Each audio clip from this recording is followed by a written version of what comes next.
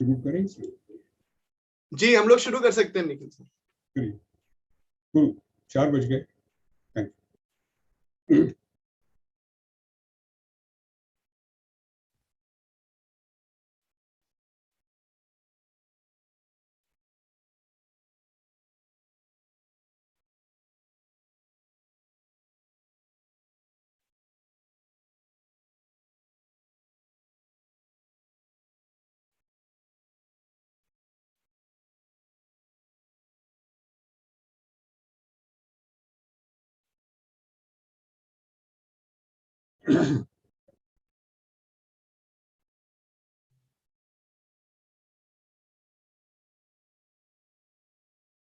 बोलो आशीष।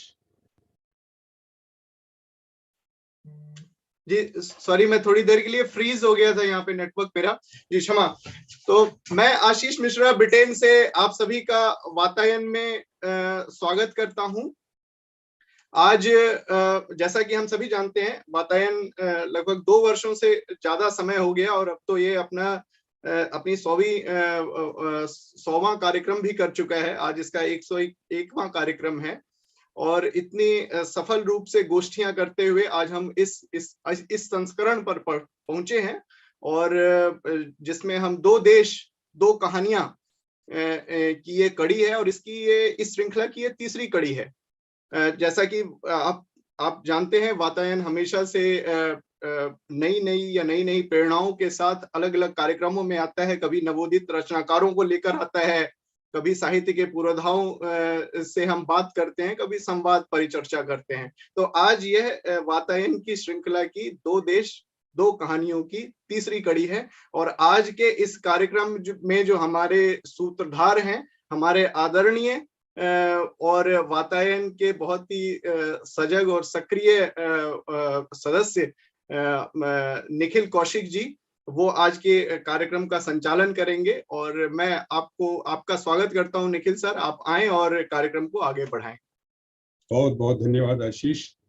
लंदन में इस समय शाम के 4 बज चुके हैं, टोक्यो में रात्रि के 12, टोरंटो में सुबह के 11, दिल्ली में शाम के 8:30, सिडनी ऑस्ट्रेलिया में रात्रि का 1 बजा है और न्यूयॉर्क में 10:40 और यहाँ रैक्सम में जहाँ धूप खिली है दोपहर बाद के 4।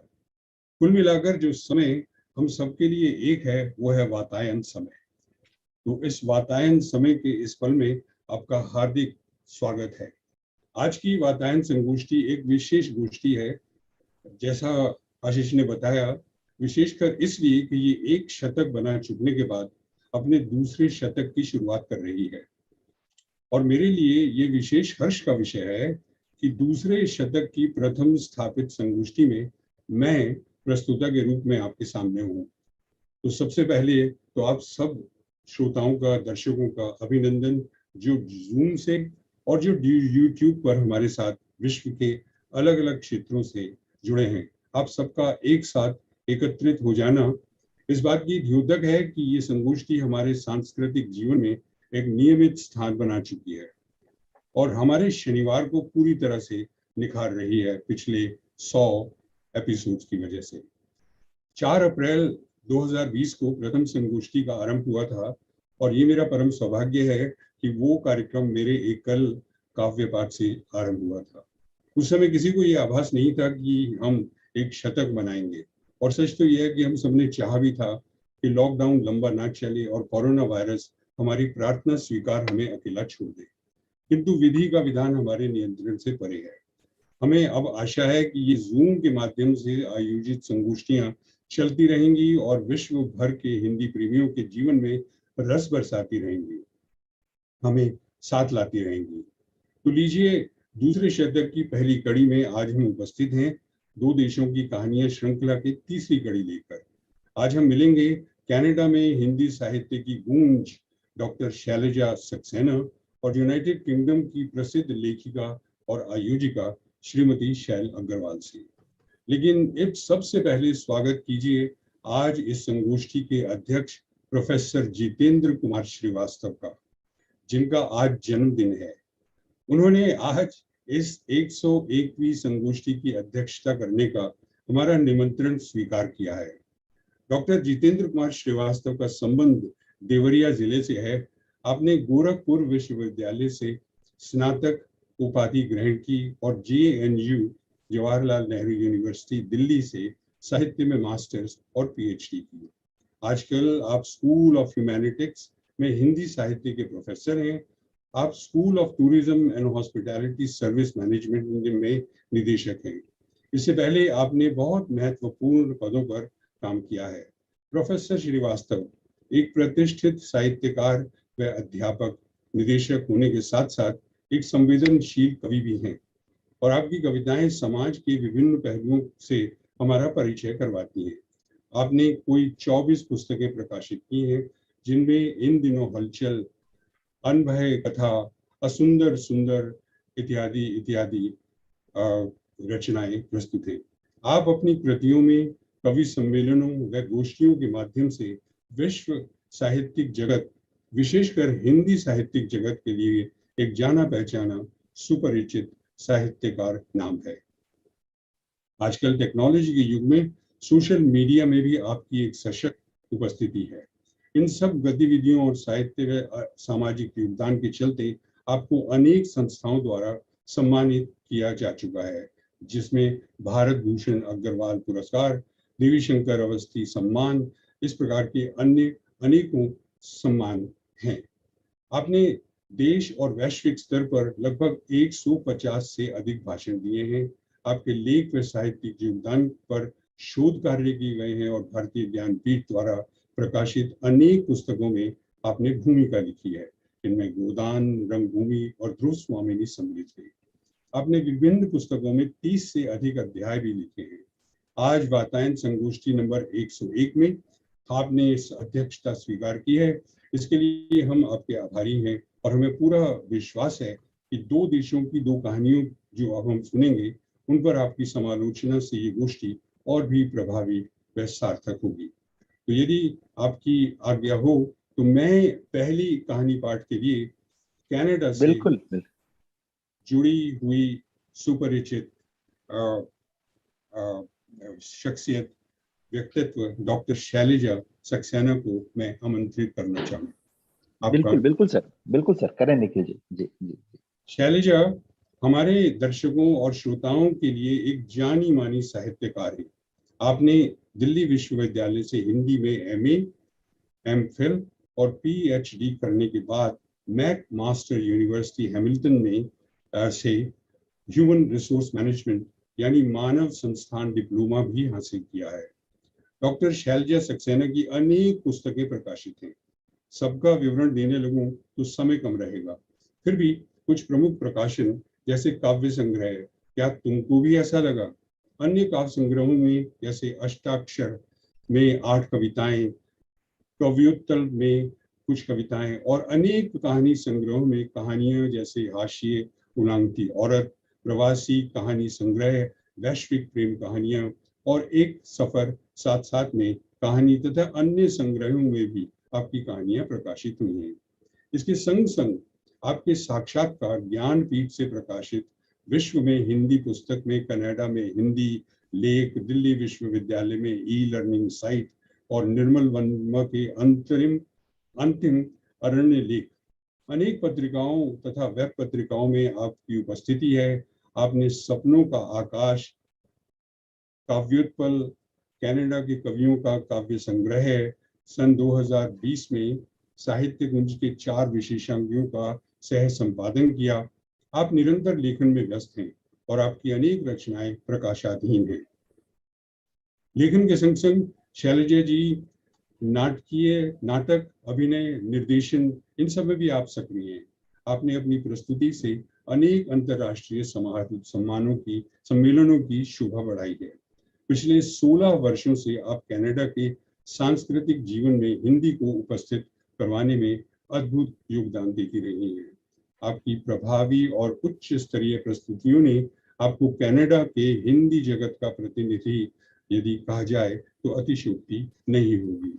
आपके अद्भुत कार्य व कार्य क्षमता के लिए इंडीड कनाडा द्वारा 2018 में मिरेकल मॉम अवार्ड टोरंटो की संस्था डांसिंग डैमसेल के माध्यम से प्रोविंशियल सरकार ने आपको वुमेन अचीवर अवार्ड 2018 से सम्मानित किया है।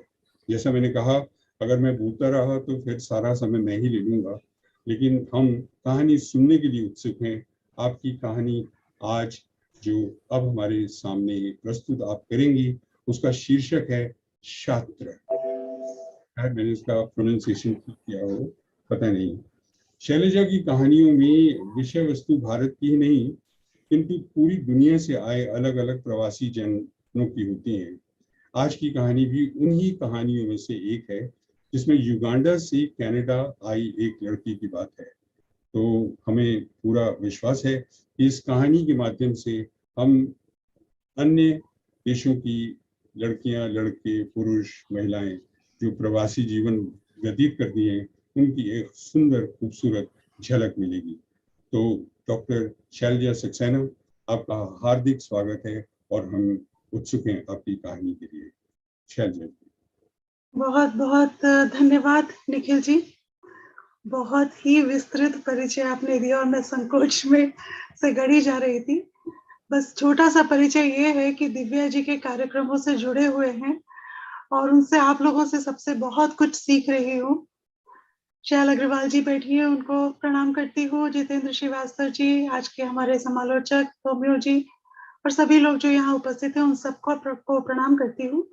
हिंदी राइटर्स गिल्ड और वातायन की संयुक्त प्रस्तुति दो देश दो कहानियां, उसमें आपने मुझे स्थान दिया, उसके लिए बहुत धन्यवाद। कहानी प्रस्तुत करती हूँ। मेरी आवाज अभी भी पूरी ठीक नहीं हुई है, लेकिन अगर रुक गई तो थोड़ा सा आपको भी रुकना पड़ेगा सुनने से। कहानी का नाम है छात्र। मैं रिसेप्शन पर जब उसे लेने आई तो वह आवश्यक दफ्तरी कागजों को भरकर फाइल और अपनी बेचैनी संभालने की चेष्टा में कुर्सी में सदी बैठी थी। काले चमड़े से मड़ा शरीर, चमकती सफेद आंखें और चमकते सफेद दांत, थोड़ा भारी शरीर, काले बालों के बीच हाईलाइट की हुई लाल लटें। मुझे किसी ने बताया था कि अफ्रीकी महिलाएं प्रायः विग पहनती हैं। उसके सुंदर बालों को देखकर मैं क्षण भर को सोच में पड़ गई कि क्या यह भी विग है? अगर सुंदरता में शरीर के गोरे होने की शर्त को न माने तो उसे सुंदर कहा जा सकता था। मैं उसे हेलो कहकर मौसम का हाल पूछती साक्षात्कार के कमरे में ले आई। हमारी बातचीत अंग्रेजी में हो रही थी। नाम पूछने पर उसने बताया शार्त्र लूले। इसका अर्थ क्या होता है? मैंने पूछा। वह बोली प्रसन्नता, खुशी। क्या तुम खुश हो? मैंने हंसकर मजाक किया। आपको क्या लगता है? उसने भी हंसकर कहा। बात आगे बढ़ाते हुए मैंने उससे अपने बारे में कुछ बताने के लिए कहा। उसकी आंखें क्षण भर को अतीत के किसी पृष्ठ पर ठहरी। स्वयं को स्थिर करके उसने कहा, यह मेरा पहला इंटरव्यू है, पर मैं इस नौकरी के लिए आवश्यक सभी शर्तें पूरी करने में समर्थ हूं। इससे पहले क्या कहीं भी काम नहीं किया? अगर बीमार माँ की दिन रात की देखभाल को आप काम माने तो कह सकती हूँ कि काम किया है। तो यह निजी सहायक यानी पर्सनल सपोर्ट वर्कर का कोर्स कब किया? मैं इसी पद की नौकरी के लिए हमारी स्वास्थ्य देखभाल कंपनी में आवेदन देने आई थी। माँ की देखभाल ठीक से कर सकूं, इसीलिए यह कोर्स किया था। अभी कुछ दिन हुए उनका देहांत हो गया तो सोचा क्यों न किसी और के ही काम आऊं। स्कूल में आपके दफ्तर का नाम बताया गया था, सो आवेदन भरा और अब आपके सामने बैठी हूं। रुक रुक कर यह बात बताते हुए उसका चेहरा लाल हो गया। ऐसा लगा था कि अपने बारे में इतनी सी बात बताना भी उसके लिए मानो भारी हो रहा है। तुम्हारी माँ के लिए मुझे अफसोस है, मैं औपचारिकता निभाते हुए बोली। उसकी सफेद आंखों में मेरी काली दुनियादारी जरूर चुभी होगी। तभी वह कुछ रुक कर बोली, मेरी माँ अफसोस करने की नहीं, गर्व करने योग्य महिला थी। मुझे अपनी कहनी पर कुछ संकोच हुआ। हमारी औपचारिकताएं केवल बेमानी शब्द हैं, पर हम सब उन्हें कहने के आदी हैं।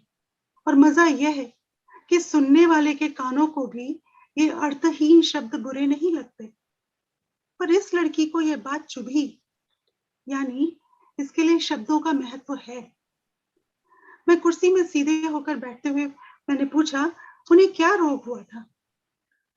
पुरानी बातें याद करने का और वर्तमान को भूलने का रोग हो गया था उसे, वही जिसे आप लोग अल्जाइमर कहते हैं।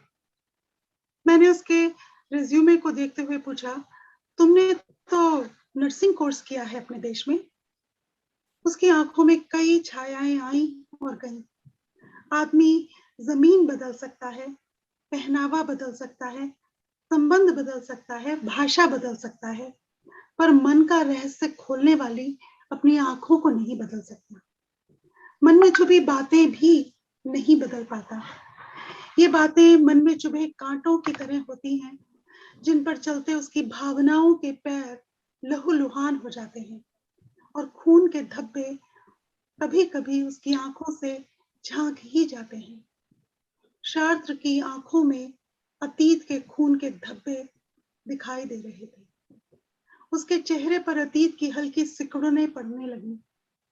इंटरव्यू की यह मांग थी कि वह अपनी पढ़ाई और नौकरी के अनुभव को बताए, लेकिन वो शायद अपने पुराने दर्द से उलझ रही थी कि कितना खोले और कितनी बंधी रहे। ठीक इसी समय सुबह से छाए बादलों से निकलकर धूप का एक टुकड़ा खिड़की से कूद उसकी कुर्सी के पास आकर पसर गया और धूप छांव का एक अनोखा खेल उस कमरे में चलने लगा। हाँ, किया था, माँ के कहने पर ही। मैं वाक्य आधा छोड़कर ही चुप हो गई। नर्स के ऊंचे सोपान के बाद निजी परिचारिका बनकर कैसा लगेगा? क्या फिर से नर्स बनना चाहोगी? मैंने उसे कुरेदा। कुछ नहीं लगेगा मुझे। सोपान ऊंचा हो या नीचा, आदमी को केवल खड़े रहने की जगह चाहिए ताकि वह दुनिया के धक्कों से गिर न पड़े। आपके दूसरे प्रश्न के उत्तर में यही कहना चाहूंगी कि मैं नर्स नहीं बनना चाहती। ऐसा क्यों? तुम्हारी कुछ अल्पकालीन या दीर्घकालीन योजनाएं, उद्देश्य भी तो होंगे। मेरे उद्देश्य? हाँ, ठंडी सांस लेकर वह बोली, मैं बिना शर्तों के मनुष्य की तरह स्वतंत्र जी सकूं, बस यही मेरी योजना है और यही मेरा उद्देश्य है। मैंने ऐसे उत्तर की आशा नहीं की थी। नौकरी के साक्षात्कार में इस तरह का कोई दार्शनिक उत्तर देगा, ऐसी अपेक्षा किसी से कहाँ की जाती है? पर देखें तो बात सच है। जीने की सबसे बड़ी जरूरत यही है कि मनुष्य की तरह स्वतंत्रता से, इज्जत से जी सके। हम 50 तरीके के सपने देखते हैं। अपने विकास के नाम पर इन सपनों के पीछे भागते कोलू के बैल बन जाते हैं। स्वार्थ में अंधे होकर न जाने कितने अनुचित काम करते हुए अपने को गिराते हैं। अपने किए को उचित सिद्ध करने के लिए व्यावसायिकता की परिभाषाएं गढ़ते हैं, बाजारी नीतियां गढ़ते हैं। फिर किसी दिन ये गढ़न टूटती है। अतृप्ति की थकावट से चूर आत्मा पूछती है, क्या तुम सच ही मनुष्य बनकर जिए? और हम कहते हैं, सफल बनने के लिए यह सब करना जरूरी था। और भीतर कहीं कोई ठठा कर हंस पड़ता है। हम सभी तो अगले सोपान के पर चढ़ने के लिए भाग रहे हैं दिन रात, एक दूसरे को धकियाते हुए। और समाज के सारे चक्रव्यूह को तोड़कर ये आबनूसी औरत कहती है कि मैं मनुष्य की तरह जीना चाहती हूँ। ये औरत जो नर्स थी, अब नर्स नहीं होना चाहती। लोगों के मलमूत्र साफ कर, उनकी बीमार देहों को नहलाकर, उनके झूठे बर्तन मांजकर, उनकी दवाई की बदबू में लिपटे घाव के पसों से सने गंदे कपड़े धोकर, उनके चिड़चिड़ेपन से भरी झिड़कियां सुनकर अपना शेष जीवन बिता देना चाहती है। आखिर क्यों? कोई इस चक्रव्यूह से ऐसी आसानी से निकलकर अपने को अलग और ऊंचा कैसे घोषित कर सकता है? मेरी बुद्धि और भाव अहंकार से दबदबा उठी। गंभीर स्वर में बोली, वह सब तो ठीक, पर तुमने भविष्य के बारे में कुछ नहीं सोचा? क्या तुम आगे नहीं बढ़ना चाहती? उच्च पद पर नहीं जाना चाहती? मेरे अधिकारी पने का उस पर उल्टा असर हुआ। वह लज्जित होने की बजाय अपने नकली बालों को झटका देकर सीधी बैठ गई। नहीं, मैं आगे नहीं बढ़ना चाहती, कुछ नहीं होना चाहती। पर्सनल सपोर्ट वर्कर बनना चाहती थी, बन गई। क्या आपकी कंपनी के लिए यह काफी नहीं होगा? मेरा स्कूल का अनुभव और अपनी माँ के साथ का अनुभव मुझे इस कार्य में सफल बनाएगा, मैं विश्वास दिला सकती हूँ। बोलते बोलते वे हाँफने लगी थी। नहीं, मैं तुम्हारे अनुभव पर संदेह नहीं कर रही, पर यह तो स्वाभाविक ही है कि आदमी आगे बढ़े। मेरी आवाज उसमें कोई सेंध न लगा पाने के कारण मेरे पास ही थक कर लौट आई थी।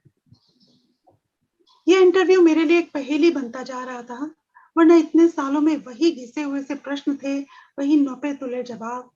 मेरे सवाल अब भी वही थे, पर उसके पास उत्तर नए थे, वे उत्तर जिनकी मैंने आशा नहीं की। मैं शायद कुछ तीखा कहने जा रही थी, पर अपनी स्थिति को याद कर संभल गई। बोली, पिछले कुछ वर्षों में आगे बढ़ी हुई जिंदगी को बार बार पीछे पलटते देखा है मैंने। जीवन में सब कुछ होकर भी ना कुछ होते हुए देखा है, इसीलिए अब कुछ होने करने की इच्छा शेष नहीं रह गई। मेरे इन भावों को आप अपनी भाषा में कोई नाम देना चाहें तो दे सकती हैं, पर माँ के जीवन और मृत्यु ने मेरे भीतर बहुत कुछ बदल दिया है।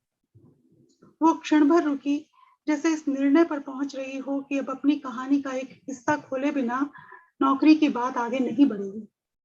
एक लंबी सांस लेकर उसने बात शुरू की। उसने मेरे लिए बहुत से सपने बुने थे, मुझे जबरदस्ती कंपाला भेजा नर्सिंग का कोर्स करने। वो मुझे डॉक्टर बनाना चाहती थी और मैं इसके लिए तैयार नहीं होती थी। उसने बहला फुसला कर ही नर्सिंग कोर्स कराया, क्योंकि उसे उम्मीद थी कि एक बार मैं यह कोर्स करूंगी तो मुझे मेडिकल क्षेत्र में रुचि होने लगेगी। मैं डॉक्टरों की कमी से बहुत परेशान हुआ करती थी। मैं पुराने दिनों में खोने लगी थी। फिर तुमने क्या डॉक्टरी की पढ़ाई की? मैंने पूछा। नहीं, उसकी योजना चल नहीं सकी।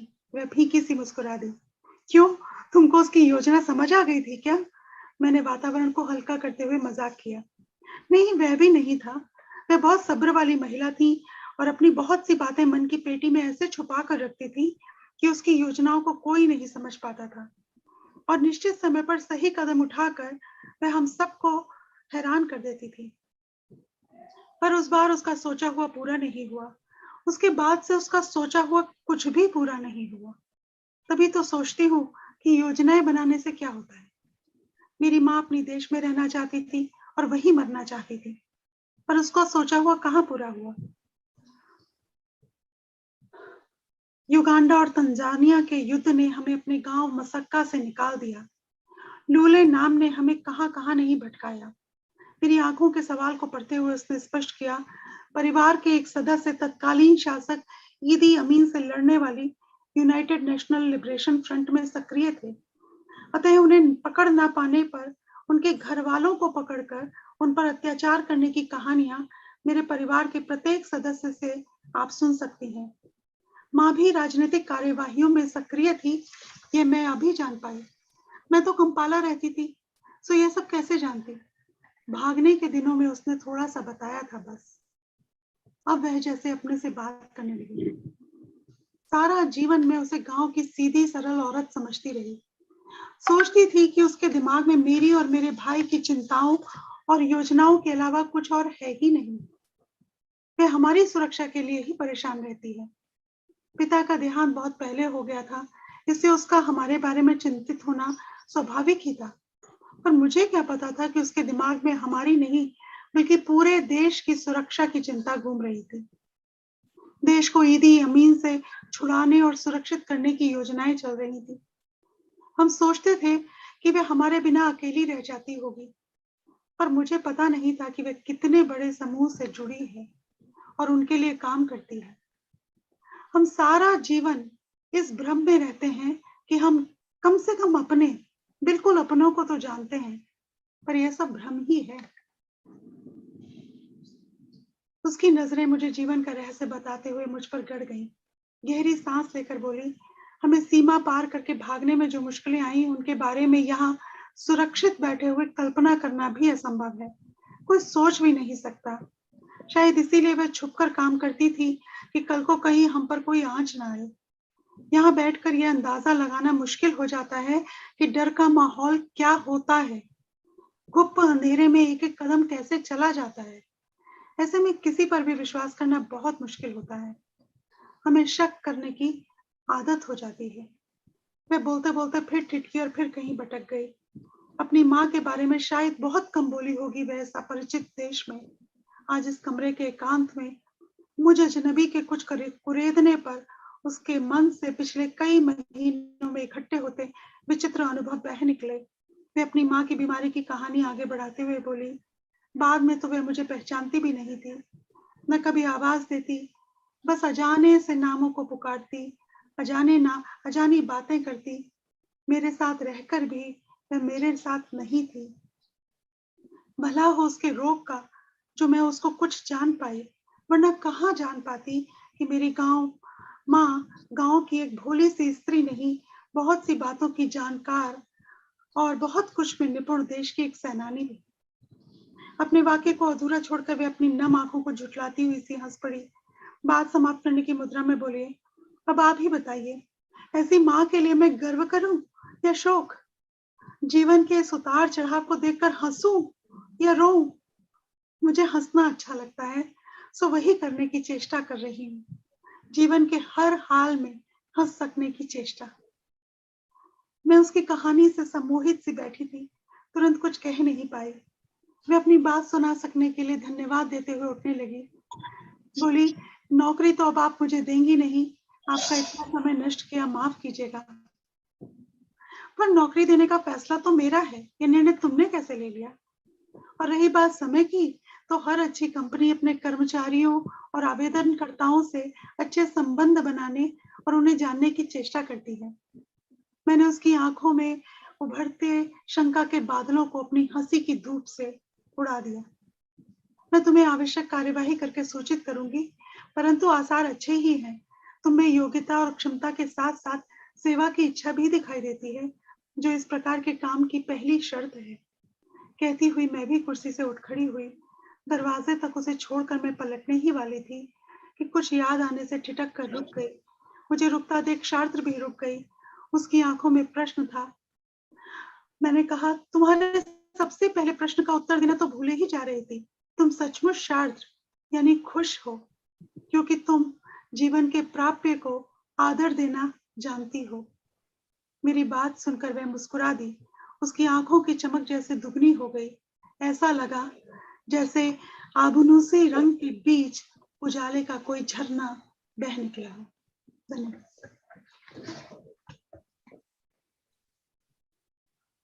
बहुत अच्छा, बहुत अच्छा।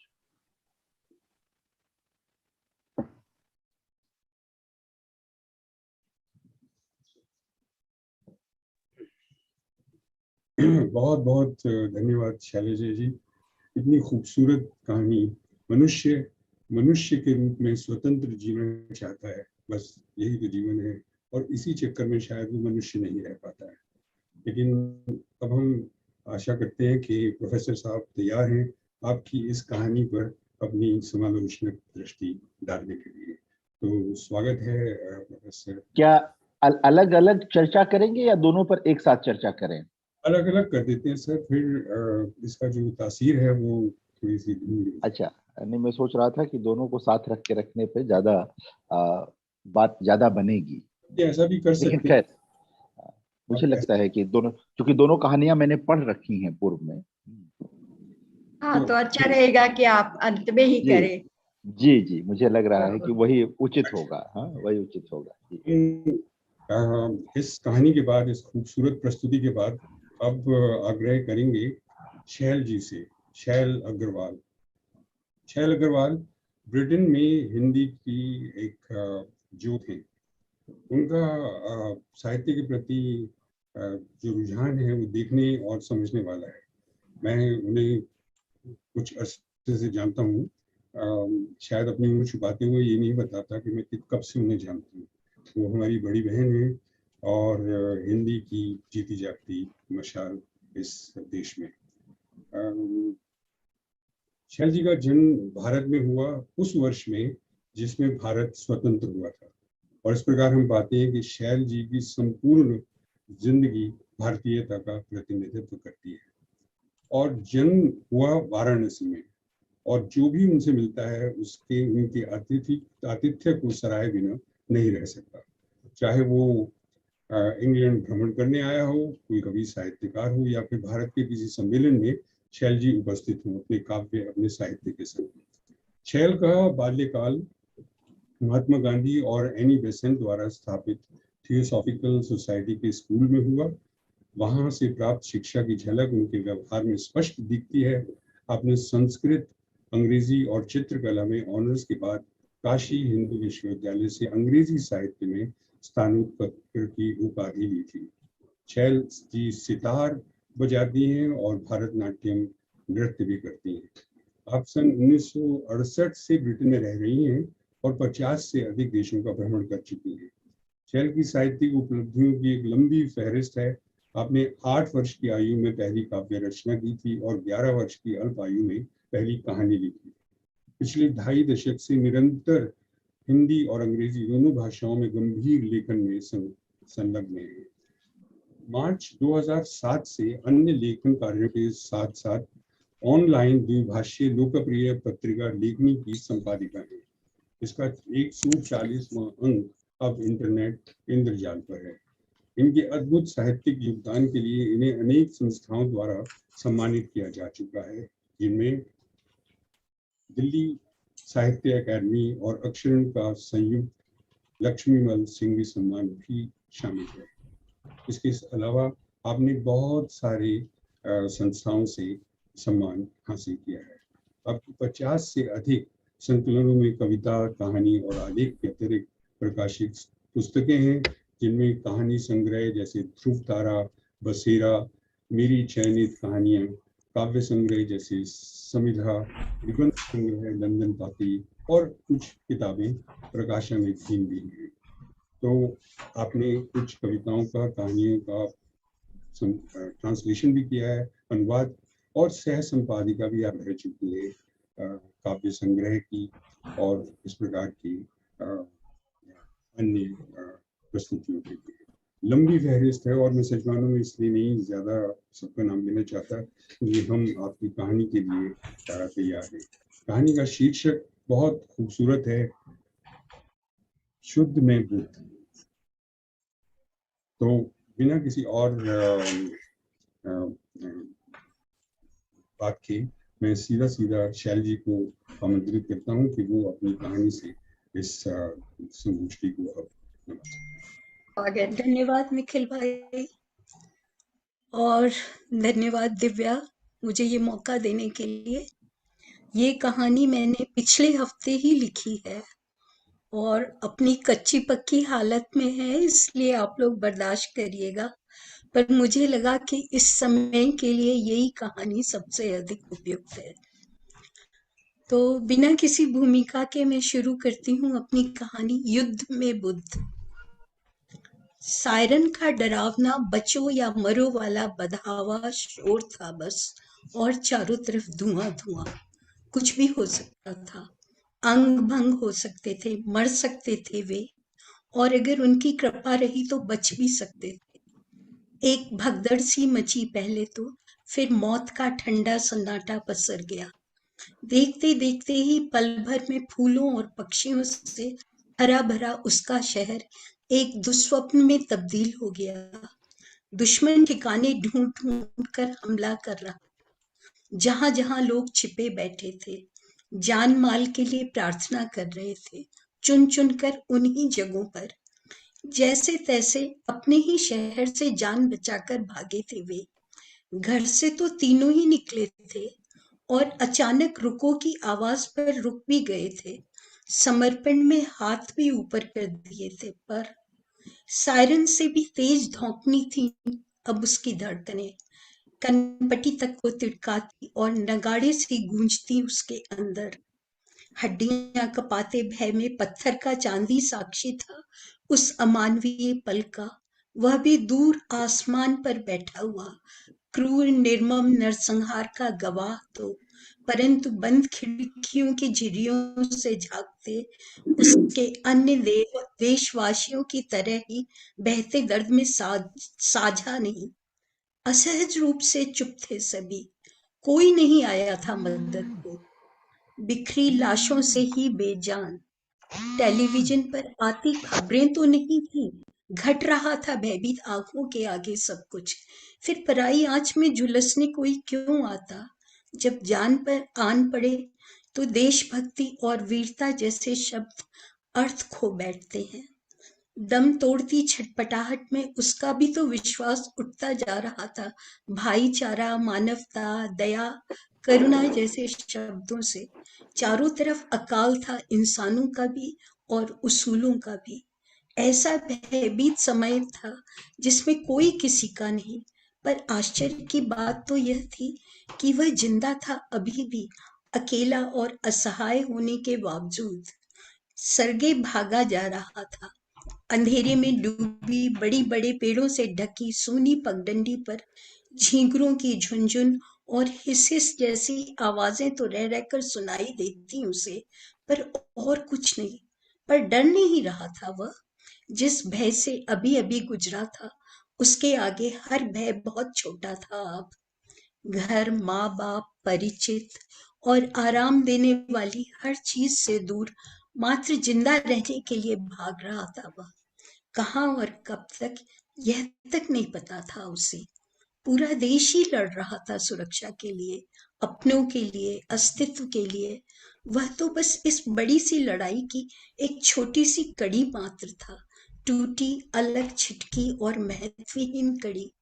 पर हर कड़ी का अपना एक महत्व है, उसका भी होगा ही। क्या, यह तो वक्त ही बताएगा।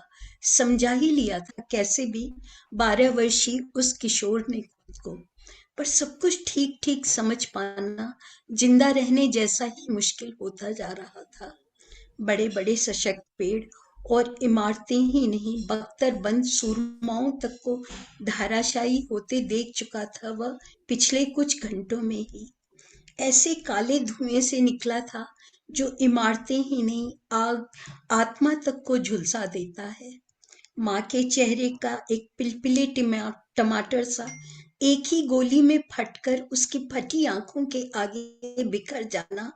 आंखें खुद ही तो बंद हो गई थी उसकी। भाई की तरफ तो देख तक नहीं पाया था। धाएं धाएं 2 और गोलियों की आवाज कान तक पहुंची ही थी और खुद भी तो अचेत हो गया था। अपनों के नाम पर अब आंखों में के कांपते पानी में पत्तों सी अटकी चंद यादें ही थी। पर अब अपना कोई है ही नहीं तो फिर क्या फायदा सोचने से भी, इन बातों से भी। मुर्दों की तो कोई मदद नहीं की जा सकती। भागना होगा उसे जान बचाने को, पीछे छूटी यादों से, अपने देश से, मुर्दों की डरावनी इस बस्ती से। कोई घर या देश नहीं जब उसका, तो शरणार्थी है वो। खबरों में देखे, सुने और लिजे वह मजबूर उस शरणार्थी शब्द का अर्थ ही नहीं, दर्द भी अब महसूस कर पा रहा था वह, उस छोटी और नाजुक उम्र में और एक ही दिन में।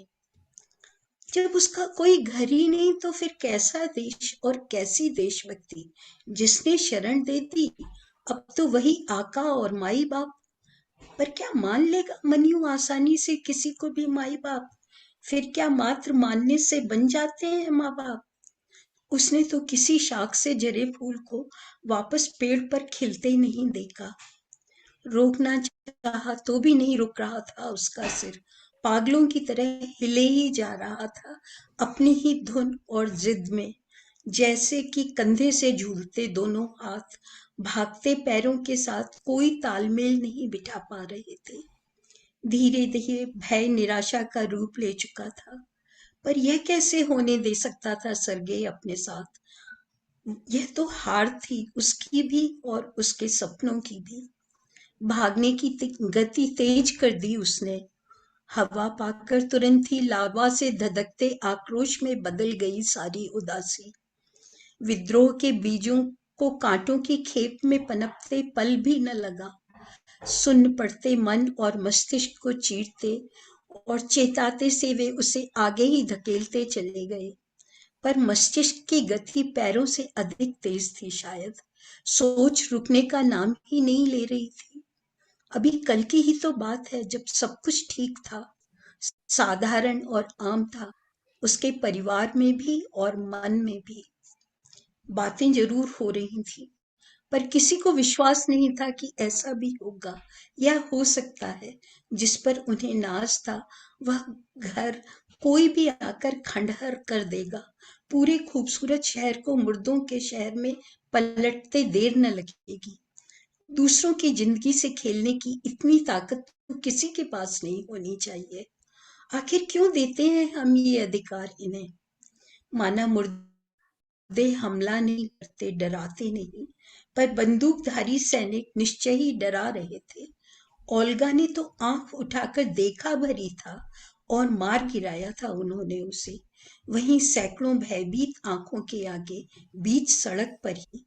14 वर्ष का ही तो था भाई। अगर 2 साल और बड़ा होता तो उसे भी बंदूक मिल जाती, परंतु तब भी क्या वह उनकी खुद अपनी रक्षा तक कर भी पाता इन यमदूतों से? अब तो ये सवाल तक व्यर्थ थे और अनुमान उससे भी अधिक डरावने। फिर भी आस नहीं टूटी थी उसकी। हर सैनिक टुकड़ी में झुकी और चोर आंखों से वह ओलिविया आंटी से लेकर निकोलाव अंकल तक किसी परिचित चेहरे को ढूंढे जा रहा था। कुछ विशेष नहीं तो एक डबल रोटी के टुकड़े की आस तो थी ही उसे, ताकि डरे पैरों में थोड़ी जान तो आए और थोड़ी और तेजी से भाग सके वह। कोई असंभव बात नहीं थी यह। खुद उसकी माँ ने भी तो रोते विदेशी फौजी की परिवार से अपने मोबाइल पर बात करवाई ही थी आखिर। परिचित और रिश्तेदारों से भरा पड़ा है इनका देश। अलग कब है ये हमसे? कितनी भी धमकी दें, पड़ोसी हमला नहीं करेगा। भाई भाई है, यही तो कह रहे थे घर में और अड़ोस पड़ोस में सभी। आम इतवार की दोपहर थी। खाना निपटाकर ताश खेल रहे थे मिल बैठकर वे, जब पहली बार डरावना सायरन बजा था। पर हाथ की बाजी मिटा नहीं पाया था वह। 2-2 जोकर आए थे उसके पास। फूला नहीं समा रहा था मन ही मन। इन सायरनों का क्या, बस एक ड्रिल ही तो है, और जोकरों का होना एक ताकत है। कुछ भी बन सकते हैं ये, बादशाह के संग बादशाह और गुलाम के संग गुलाम। किसी को भी जिता और हरा सकते हैं। खुश था वह, पर अब नहीं, क्योंकि जोकरों की असलियत और क्रूरता दोनों ही समझ और देख चुका है। साधु तो कभी राक्षस बनकर यही तो शुरू करते या करवाते हैं हर लड़ाई, कहीं हथियार बेचने को तो कहीं आजमाने को। अचानक ही ताश की गड्डी के जोकरों की शक्ल दोनों लड़ते देशों के नेताओं के चेहरे में तब्दील हो गई। नेता जो देशभक्ति के नाम पर मासूमों को बेघर कर रहे थे, अकाल मृत्यु दे रहे थे, बस अपनी बात मनवाने के लिए। वह भी तो एक आम दुख की तिक्की ही है इस पूरे खेल में, जिसका कोई अस्तित्व ही नहीं। मौत के मुंह में झुकना, बस यही तो उन जैसों की नियति भी है और बेबसी भी। उसके पैरों की गति अपने आप तेज होती चली गई। करीब करीब दौड़ रहा था वह अब, यूं बेवजह ही अपनी कुर्बानी नहीं देना चाहता था। माँ की निष्प्राण आंखें बना चांद अभी भी टकटकी लगाए उसे ही देखे जा रहा था, और तब चांद से लिपटा वह काले बादल का टुकड़ा खून के उस बदनुमा धब्बे सा लगा उसे, जो माँ के इर्द गिर्द ही नहीं, सड़क के किनारे और इधर उधर पड़ी लाशों के निकट भी जमा देखा था उसने। तो क्या ये चांद कुछ कहना चाहता है? कुछ भी तो समझ में नहीं आ रहा था। माँ कहती थी जब बड़ा होगा सब समझ जाएगा, पर यह इंतजार घातक था अब। बीच बीच में बहुत दूर से या अपनी ही जगह पर जमे थमे चांद से, या फिर खुद ऊंची फुनगुनियों पर से, कौन जाने शायद उसके अपने गले से ही उल्लू जैसी एक टूहू टूहू की डरावनी धुकधुकी सुनाई देने लग जाती, और तब उसके दौड़ते पैर थम जाते। हाथ में पकड़े रुमाल को थोड़ा और गले के पीछे को धकेल देता वह। चाल और भी तेज हो जाती। वह नहीं चाहता था कि कोई उसे ढूंढे या फिर ओली की तरह गोली मार दे।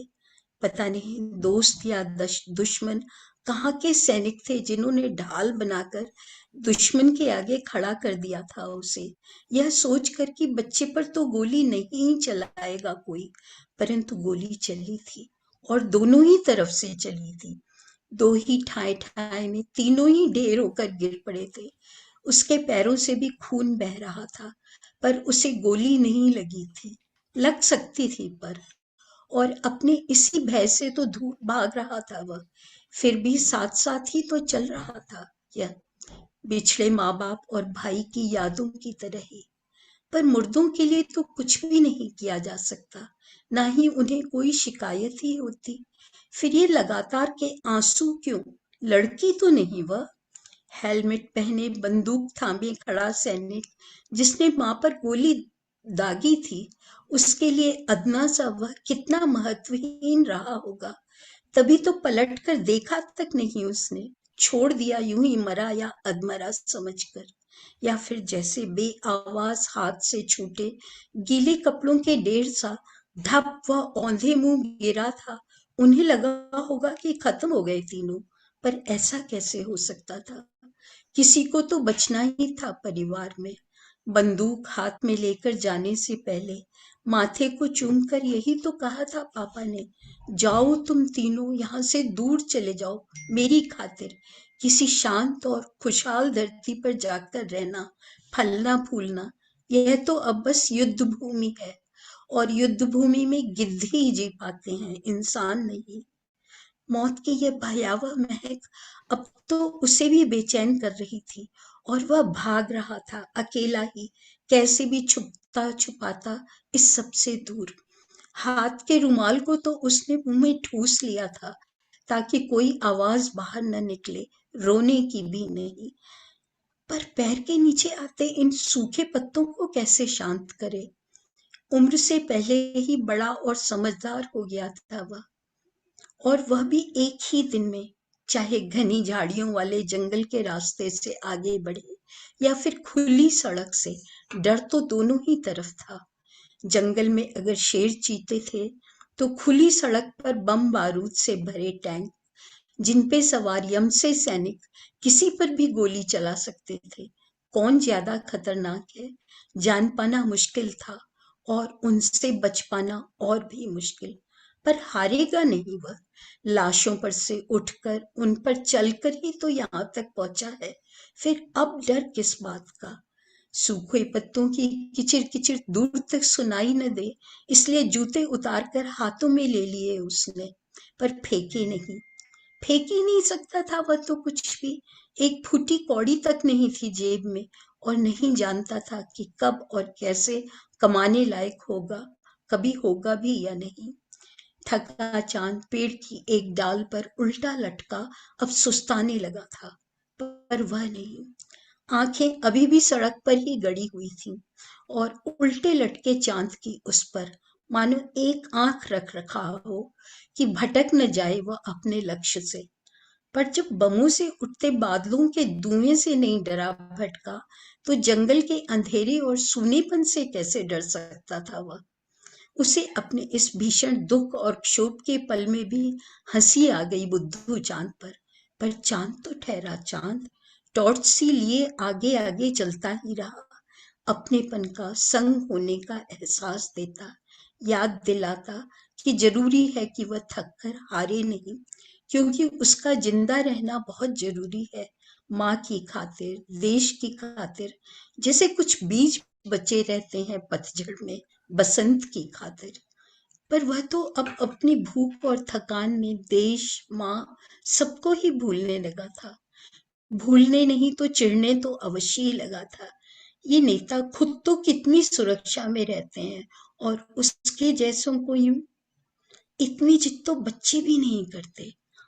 आंखें बंद हुई जा रही थी उसकी, पर जगे रहना, चलते रहना जरूरी था।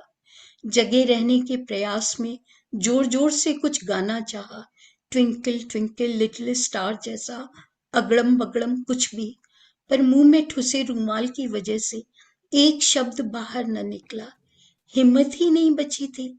मौत को दावत देने जैसी बात थी यह भी तो। तेज चूहे सा सरपट सरपट बस दौड़ता ही रहा वह भी निशब्द। पहले जब ऐसे करता था तो माँ प्यार से जोकर कहकर मुस्कुराती थी और अच्छा लगता था उसे माँ का दिया हुआ यह जोकर नाम। पर अब वह किसी के हाथ का जोकर नहीं बनेगा, माँ का भी नहीं। अब गिरा तब गिरा, कैसे भी घसीटता गया वह खुद को, जाने कितने घंटे और कब तक। अचानक ही रात का अंधेरा फक उजाले में पलट गया। जादू का पल था वह। सुबह 7 के पहले तो कभी उठा ही नहीं था। फूल चिड़िया सबको इधर उधर देखता रहा, मन बहलाने की कोशिश करता रहा, पर भूख अब खुद मौत बनकर निगले जा रही थी उसे। एक और नया व दुखदाई अनुभव था यह भी। अचानक ही पास से कुत्तों की भौंकने की आवाज सुनाई देने लगी, आदमियों की चहल पहल और बातचीत की भी। तंबुओं का शहर सा बिखरा पड़ा था अब उसकी भयभीत और विस्मित आंखों के सामने। राहत सी मिली उसे और थोड़ा कौतुक भी जगा तो लड़खड़ाते पैर स्वतः ही उस ओर मुड़ गए। कई कई बूढ़े बच्चे बैठे थे वहां, पर सभी बेघर और उदास। कुछ एक थोड़ा बहुत सामान से लदे पदे, तो कुछ बस भय और उम्मीदों से। सभी शरणार्थी। ये शरणार्थी शब्द बार बार ही उसकी जुबां पर आ जा रहा था और अब परेशान कर रहा था उसे, डरा भी रहा था। अचानक किसी ने हाथ बढ़ाकर किनारे पड़े स्टूल को खींचकर पास ही बिठा लिया उसे। अब कोई डरो मत कह रहा था तो कोई सिर पर हाथ फेर रहा था। किसी ने एक गिलास ठंडा पानी पकड़ा दिया था तो किसी ने गरम सूप सामने लाकर रख दिया था, वह भी ताजी महकती गरम गरम पाव के साथ। पड़ोसी देश के स्वयं सेवी थे ये, जिससे जो बन पड़े मदद कर रहे थे। मानवता मरी नहीं थी अभी भी, बमों से भी नहीं। अनाथ की आंखों में आंसू आ गए, पर लाचार गली का कुत्ता तो नहीं, जो बर्तन देखते ही दुम हिलाए और लप लप चाटने लग जाए। प्यार भरी मनुहार सुनते ही एक दबी रुलाई विकराल रूप लेकर फूट पड़ी बेबस बिचे होठों से। सर्गे क्रोश्चनॉफ था वह, मशहूर हृदय विशेषज्ञ डॉक्टर दिमित्रिस क्रोश्चनॉफ का बेटा। पिता की कई कई उम्मीदें थीं उससे, जो शरणार्थियों के कैंप में पढ़ने बढ़ने वाली यूं असहाय तो हरगिज ही नहीं थी। पहले आभार देना चाहता था वह, जाने कितनों की जान बचा रहे थे ये खुद अपनी जान को खतरे में डालकर। मदद करेगा वह भी इनकी, अगर जिंदा रहा तो, अगर भगवान ने उसे इस लायक बनाया तो। पता नहीं थकान का असर था या भावनाओं के आवेग का, रुलाई के साथ एक हिचकी सी उठी और मुंह में ठुसा रूमाल दूर जा गिरा। अब वह बांध से छूटी नदी की तरह उफन उफन कर रो रहा था। आसपास के लोग तरह तरह से सांत्वना दे रहे थे, परंतु कोई संभाल नहीं पाया। दुख और दर्द का मानो दौरा पड़ चुका था उसे। कोई को कहता छोटा ही तो है, जाने क्या क्या दुख देखा और भुगता है बेचारे ने।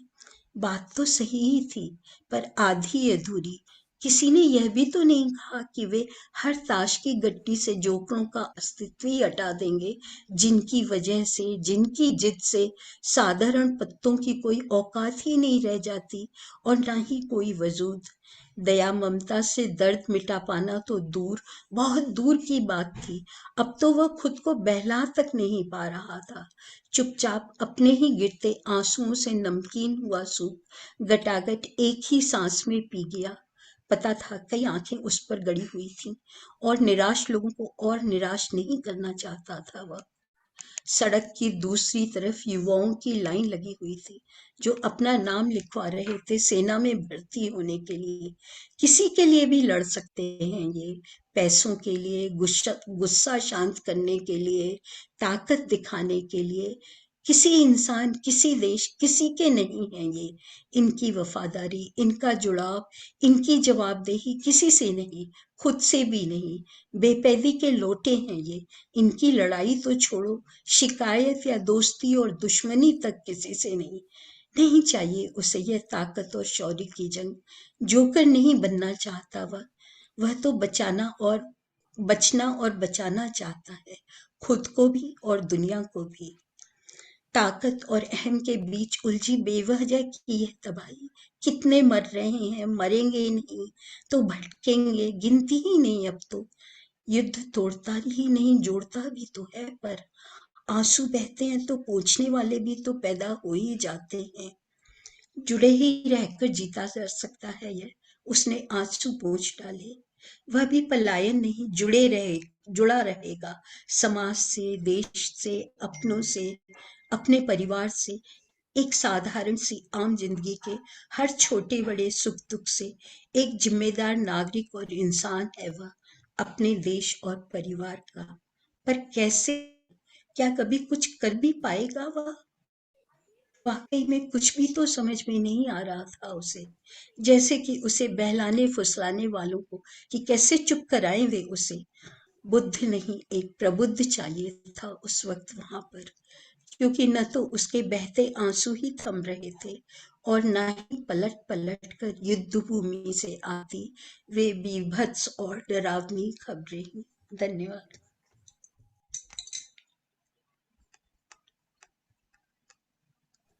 और बहुत धन्यवाद विशाल जी। युद्ध के सामयिक बादल के तले आपने युद्ध में बुद्ध की तलाश की कोशिश की। अब ये कहानी कुछ प्रश्न उठाती है, कुछ सवालों के उत्तर चाहती है, और ये जो माहौल है, ये भविष्य, कैसा भविष्य हमारे सामने उपस्थित करेगा, ये देखने वाली बात है। इस मार्मिक कहानी के लिए बहुत बहुत धन्यवाद। और अब मैं बिना किसी और फॉर्मेलिटीज के प्रोफेसर जितेंद्र श्रीवास्तव को आमंत्रित करता हूँ कि वो अपनी राय, अपनी समालोचना दृष्टि इस सब पर डालें। और इसके साथ साथ इतने सारे जो हमारे श्रोता बंधु और भाई बहन हमारे साथ जुड़े हैं, आपका बहुत बहुत धन्यवाद और हार्दिक स्वागत आज की गोष्ठी में। बहुत बहुत धन्यवाद आदरणीय निखिल जी। मैं सबसे पहले तो वातायन का आभार और दिव्या जी का आभार, जोड़ती रहती हैं, जोड़ा उन्होंने। आशीष भी हैं इसमें, और सबसे महत्वपूर्ण ये कि जिन दो लोगों ने आज कहानियां पढ़ी, शैलजा जी और शैल जी, आप और जितने मित्र जुड़े हुए हैं इसमें और जहां से भी जुड़े हुए हैं, आप सबका अभिनंदन है, आप सबको नमस्कार है। बहुत अच्छी कहानियां पढ़ी गई, और जब मैं ये कह रहा हूं तो रस्म अदायगी के लिए नहीं कह रहा हूं। बहुत सघन कहानियां हैं, ये बहुत सघन कहानियां हैं। सबसे जरूरी चीज कहीं भी होती क्या है कि दो तीन चीजें बहुत जरूरी होती हैं कहानी के लिए, या कविता के लिए भी वही चीज जरूरी होती है। सबसे पहले तो यह है कि जो विषय वस्तु है, आप उसकी पहचान कितने तीक्ष्ण ढंग से कर पाते हैं। जो प्राण वस्तु आपने चुनी है अपनी कहानी के लिए, अपनी कविता के लिए, उसकी पहचान कर पाए या नहीं कर पाए। क्योंकि एक विषय वस्तु को एक औसत रचनाकार भी उठाता है, और एक बड़ा रचनाकार जिसे हम मानते हैं वह भी उठाता है। बड़ा रचनाकार उसी विषय वस्तु का ट्रीटमेंट हमारे सामने रखता है और वो कालजयी कहानी बन जाती है, कविता बन जाती है।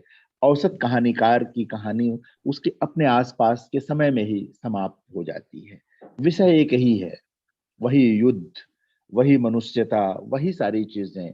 तो सबसे महत्वपूर्ण चीज यह है कि आपने जो विषय चुना है, आपने कितनी तीक्ष्ण पहचान की है, पहली बात। दूसरी चीज ये कि जो भी सर्जक है, जो भी लिख रहा है, लिख रही है, वह आयरनी की पहचान में कितने सिद्ध है, विडंबना की पहचान में कितने सिद्ध है। बड़ी रचनाएं, विडंबना की पहचान जितनी अच्छी होती है, जितनी गहरी होती है, निश्चित तौर पर कहानी की पहुंच, रचना की पहुंच उतनी दूर तक हो जाती है। विषय की नवीनता भी एक महत्वपूर्ण चीज है। अगर आपने पुराना विषय उठाया है तो आपका ट्रीटमेंट कितना नया है यह, और नया विषय उठाया है तो अपने आप में एक आकर्षण पैदा करता है, नए ढंग से आपके पास आता है।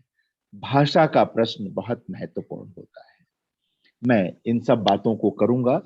ये सारी चीजें हैं, ये कहानियां, जो दोनों कहानियां पढ़ी गई, जो शास्त्र कहानी पढ़ी गई और जो युद्ध को लेकर के बुद्ध का प्रतीक इस्तेमाल किया इसमें शैल जी ने, कहानियां जो पढ़ी गई, निश्चित तौर पर ये दोनों कहानियां हिंदी का आयतन बढ़ाती हैं। और क्यों बढ़ाती हैं? वो इसलिए बढ़ाती हैं कि ये कहानियां भारत के किसी यथार्थ की बात नहीं करती। दोनों रचनाकार भारत में पैदा हुए, भारत से उनका जुड़ाव है, दो अलग अलग देशों में वो रहते हैं, विश्व के, एक ब्रिटेन में है, एक कनाडा में है, रहते हैं। उन्होंने अतीत मोह चुनकर बनारस की या दिल्ली की कोई कहानी नहीं कही है, क्योंकि इस आज की दिल्ली को और आज के बनारस को वो नहीं जानती हैं उस तरह से।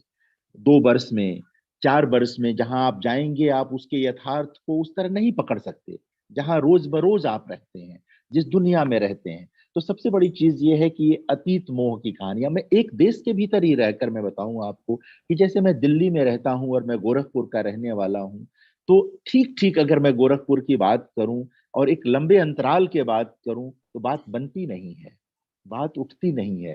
वो बहुत सारे कंसर्न उसको बड़ा बनाते हैं। तो सबसे बड़ी चीज कि ये कहानियां आयतन इसलिए बढ़ाती हैं कि ये भारत की नहीं, उन अनुभवों की कहानियां हैं जिनको ये लेखक बहुत करीब से जानते हैं, महसूस कर पा, लेखिकाएं, दोनों लेखिकाएं जानती हैं और उसको महसूस कर पाती, इसलिए आयतन बढ़ाने वाली कहानी हिंदी में। जैसे कि ये युद्ध की कहानी हो या जो उन्होंने कहानी युगांडा से ली है, निश्चित तौर पर भारत में रहने वाले जो हिंदी के कथाकार हैं, ये उनके अनुभव का क्षेत्र नहीं है और यह यथार्थ दिल्ली में बैठकर कोई लेखक नहीं ला सकता है। लेकिन ये हिंदी में कहानियां आई हैं, अलग अलग जगहों से आई, इसलिए ये इसका आयतन बढ़ाती है।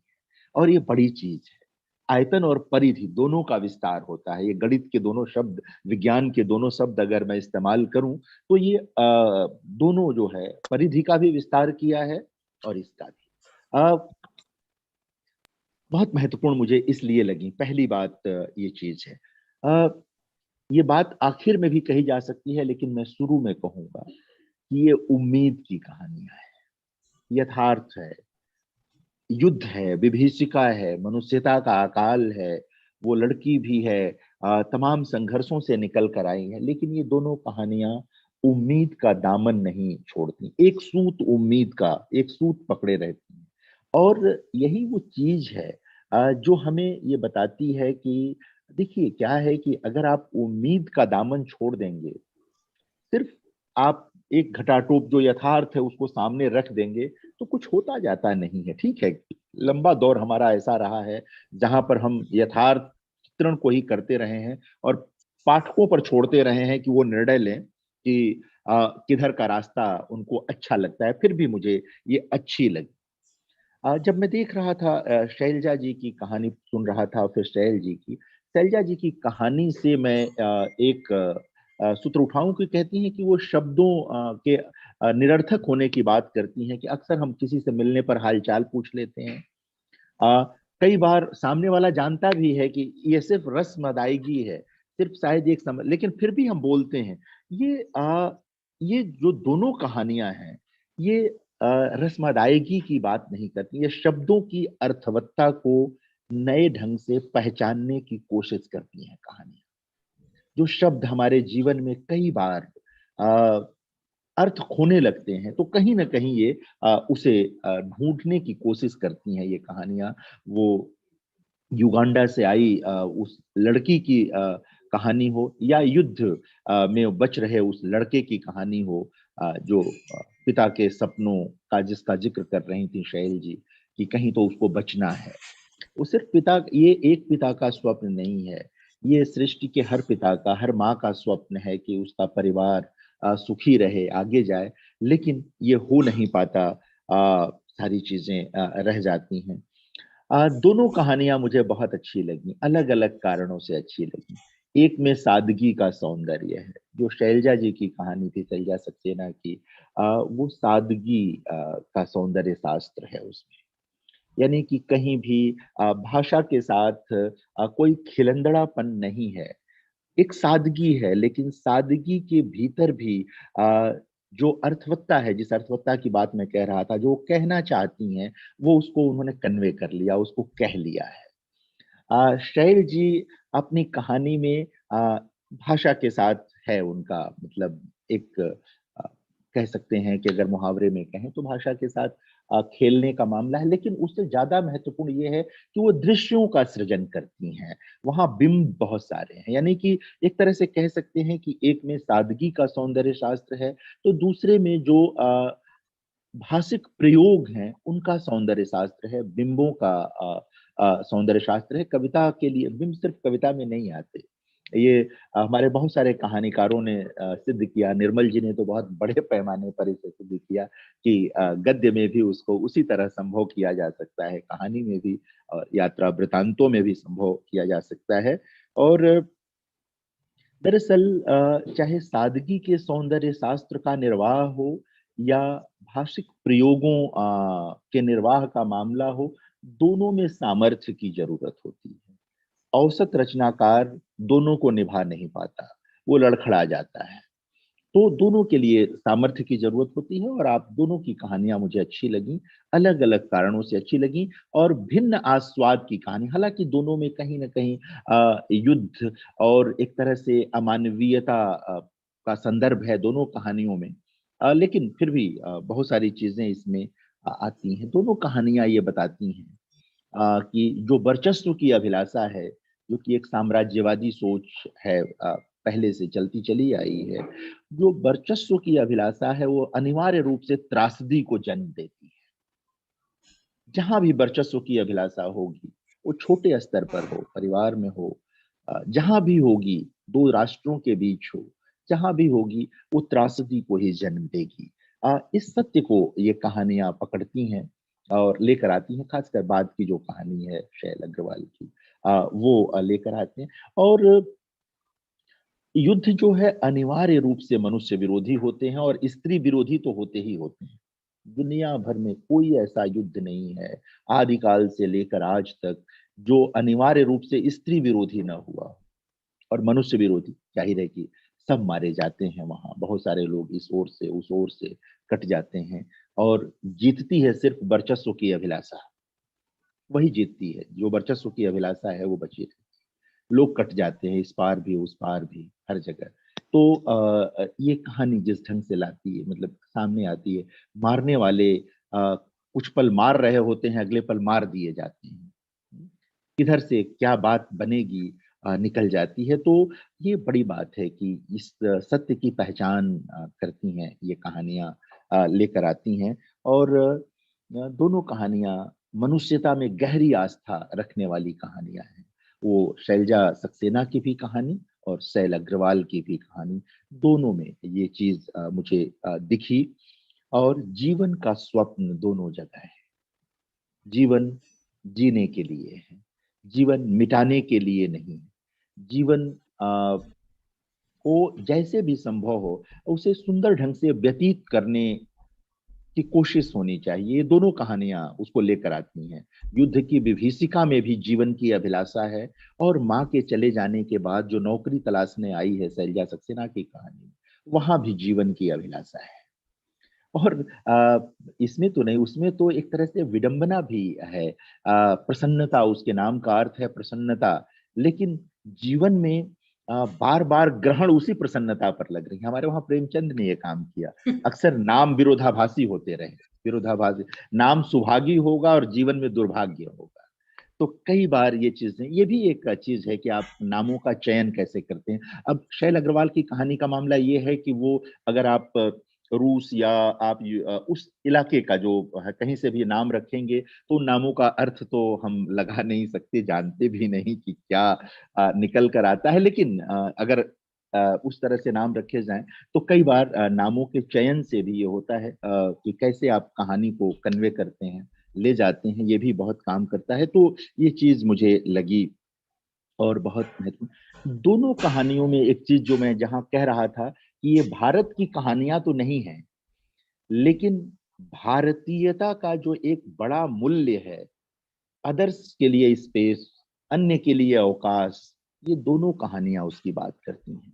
युगांडा से आई लड़की संवाद करती है और उसके लिए उस जगह पर जहां वो साक्षात्कार दे रही है वहां जो स्पेस है, जो उसके लिए अवकाश है, वो बहुत महत्वपूर्ण है। इसी तरह युद्ध वाली जो कहानी है उसमें अंततः कुछ लोग हाथ बढ़ा रहे हैं, अंततः कुछ लोगों के पास वो पहुंचता है और रो पड़ता है। और यहाँ रोने में वो मतलब वो भय वाला रोना नहीं है, इसमें एक व्यवस्था है, इसमें त्रासदी का कह सकते हैं रसायन शामिल है, लेकिन वहां कहीं ना कहीं एक अपनत्व का भाव भी है जहां वो दिल खोल कर रो पड़ता है, सारी चीजें निकल करके आ जाती हैं। तो ये जो कहानियां हैं वो अन्य के लिए स्पेस तलाशने की बात करती हैं, जो कि मनुष्य होने के लिए अनिवार्य शर्त है। और भारतीयता की तो ये प्रमुख शर्त हमारे वहाँ लगभग आरंभ से रही है। जब से हमारे वहाँ जिस भारतीय संस्कृति और दर्शन की हम बात करते हैं उसमें सबसे अधिक फोकस इसी पर रहा है कि अन्य के लिए हम क्या करते हैं, अन्य के लिए कोई जगह है या नहीं हमारे पास। तो ये एक बहुत महत्वपूर्ण है और मैं पहले कह चुका हूं कि ये उन अनुभवों की कहानियां हैं जिन्हें कम से कम करीब से देखा तो गया है, बहुत उसका हिस्सा न बना गया हो, लेकिन उसको कहीं ना कहीं से मतलब महसूसने की है और या उससे जुड़ने का मामला है। और ये सही है कि जब दो देशों के बीच युद्ध चल रहा हो तो शरण देने का मामला भी आता है, शरणार्थी होने का मामला भी आता है। लेकिन जो मैं ऊपर कह रहा था कि वर्चस्व की अभिलाषा त्रासदी को जन्म देती है, वर्चस्व की अभिलाषा ही शरणार्थियों को जन्म देती है।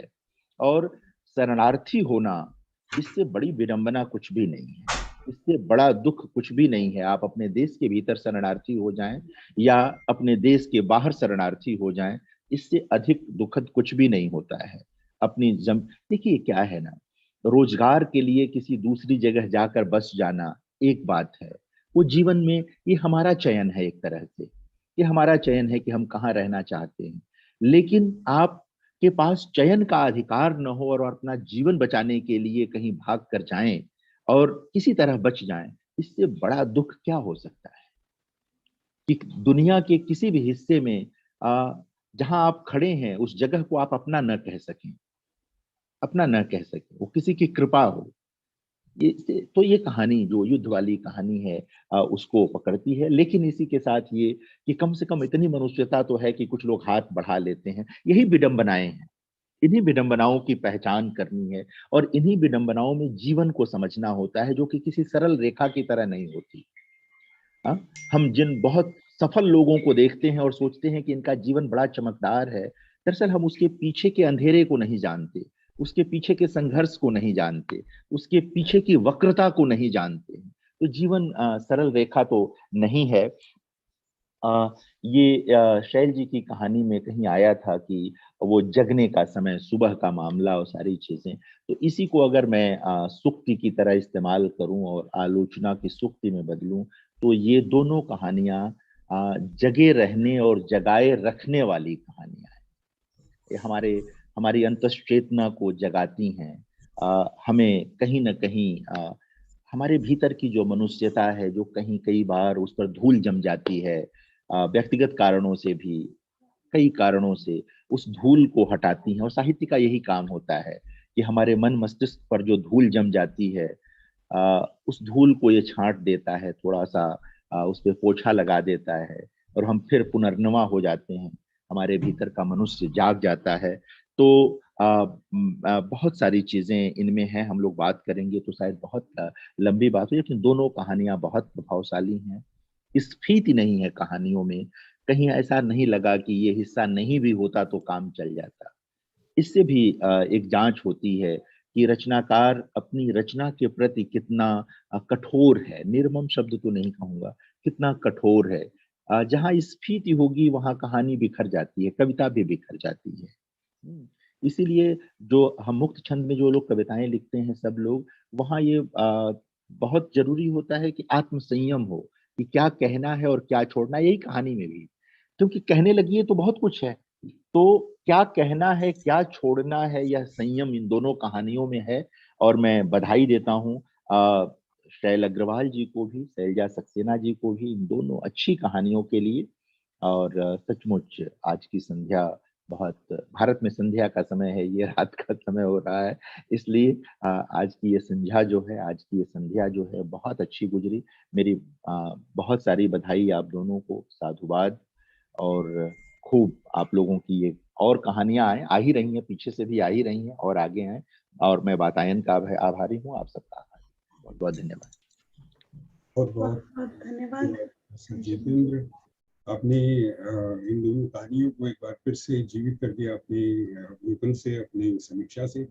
और आपकी जो बात हमें याद रहने वाली है इन कहानियों के माध्यम से भी, कि चयन का अधिकारी स्वतंत्रता है। हमें आशा करनी चाहिए कि स्वतंत्रता हर व्यक्ति को मिले, कि वो चयन कर सके उसको कहाँ रहना है, कहाँ नहीं रहना, क्या कहना है, क्या नहीं। एक बार फिर से शैलजा जी को और शैल जी को बहुत बहुत बधाई इतनी खूबसूरत रचनाओं के लिए। और आज की इस संगोष्ठी में भाग लेने के लिए सभी दर्शकों का, सभी साहित्यकारों का, कला प्रेमियों का बहुत बहुत धन्यवाद।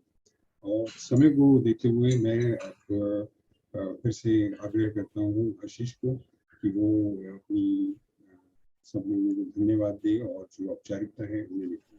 तो एक बार फिर से प्रोफेसर श्रीवास्तव, शैलजा जी सक्सेना और शैल अग्रवाल, आपको बहुत बहुत धन्यवाद। और दिव्या माथुर और उनकी सारी टीम को मेरी ओर से बधाई कि मुझे ये अवसर दिया। जी, बहुत बहुत बहुत धन्यवाद निखिल जी। आप सभी को मैं पुनः प्रणाम करता हूं, आप सभी का पुनः अभिनंदन करता हूं।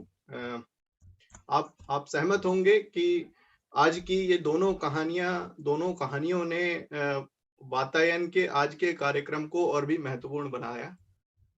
जैसा कि अध्यक्ष श्री आदरणीय जितेंद्र श्रीवास्तव जी ने अपने अध्यक्षीय विवरण में बताया कि दोनों ही कहानियां उत्कृष्ट, उत्तम संवाद और उम्दा लेखक की परिचायक हैं। दोनों सम्माननीय लेखिकाओं डॉक्टर शैलजा सक्सेना जी जो कनाडा से हैं और वरिष्ठ लेखिका हमारी शैल अग्रवाल जी, आप दोनों को वातायन बहुत सारा धन्यवाद देता है और भविष्य के लिए बहुत सारी शुभकामनाएं प्रेषित करता है। आज की गोष्ठी में आदरणीय एवं वरिष्ठ साहित्यकार प्रोफेसर जितेंद्र श्रीवास्तव जी ने अध्यक्षता स्वीकारी, अपना अमूल्य समय हमें दिया, उनका वातायन आभार व्यक्त करता है। हमेशा की तरह आज भी बहुत सारे श्रोतागण हमारे इस कार्यक्रम में देश विदेश से जुड़े, और उनमें अगर मैं कुछ नाम ले पाऊं तो इसमें अमेरिका से अनूप भार्गव जी हैं, नारायण कुमार जी हैं, जापान से तोमियो मिजोकामी जी हैं, अरुणा अजित सरिया जी, मनोज मोक्षेंद्र जी, बहुत सारे नाम हैं। आप सभी हमेशा जो वातायन के श्रोतागण हैं वो इसी तरह हर सप्ताह एकत्र होते हैं, साहित्य को समझते हैं, साहित्य का उत्सव मनाते हैं, विशिष्ट टिप्पणियां करते हैं। आप सभी का हृदय से आभार। आज के कार्यक्रम का मंचन वातायन और हिंदी राइटर्स गिल्ड दोनों ने एक साथ मिलकर किया। मैं वातायन की ओर से हिंदी राइटर्स गिल्ड कनाडा का धन्यवाद करता हूं। आज के कार्यक्रम के सूत्रधार आदरणीय निखिल कौशिक जी, उनकी उत्तम और सरल शैली का हमने पुनः आनंद लिया। आपका बहुत सारा धन्यवाद। अंत में धन्यवाद दिव्या जी का, मीरा कौशिक जी का, पद्मेश जी का और समस्त वातायन परिवार को मैं धन्यवाद ज्ञापित करता हूं। और इसके साथ ही एक उद्घोषणा कि अगले सप्ताह वातायन की कोई गोष्ठी नहीं है। इस बारे में आगे की गोष्ठी के लिए हम सभी सूचित हो जाएंगे वातायन के व्हाट्सएप माध्यम के पटल से। इसके साथ ही आज के कार्यक्रम को मैं यहीं समाप्त करता हूं।